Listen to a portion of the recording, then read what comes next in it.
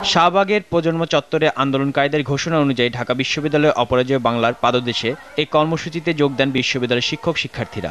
এ সময় গণমানুষের এই দাবির সঙ্গে বিশ্ববিদ্যালয়ের পক্ষ থেকে সংহতি প্রকাশ করেন উপাচার্য ডক্টর ম.শ. আরিফিন সিদ্দিক।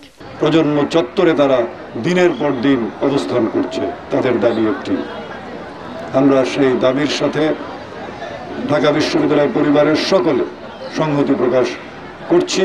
কাদের মোল্লা সহ সকল যুদ্ধাপরাধীর ফাঁসির দাবির সঙ্গে একাত্মতা প্রকাশ করেন বিশ্ববিদ্যালয়ের শিক্ষার্থীরা। আজকে শাহবাগ থেকে যে কর্মসূচিটি দেওয়া হয়েছিল সেটিতে একাত্মতা প্রকাশ করার জন্য এদেশে যারা যুদ্ধ অপরাধী আছে, ৭১-এ যারা মানবতা বিরোধী অপরাধ করেছে তাদের সর্বোচ্চ শাস্তি। আন্দোলনে একাত্মতা জানিয়ে রাজধানীর সব শিক্ষা প্রতিষ্ঠানে এই কর্মসূচি পালন করা হয়। আমাদের দেশ অনেক কষ্টের বিনিময়ে এই দেশ স্বাধীন হয়েছে, এর জন্য আমরা চাই না যে এই দেশে কোনো শত্রু থাকুক। আমি অবশ্যই একটা বাঙালি হয়ে সাপোর্ট করব যে রাজাকারদের ফাঁসি।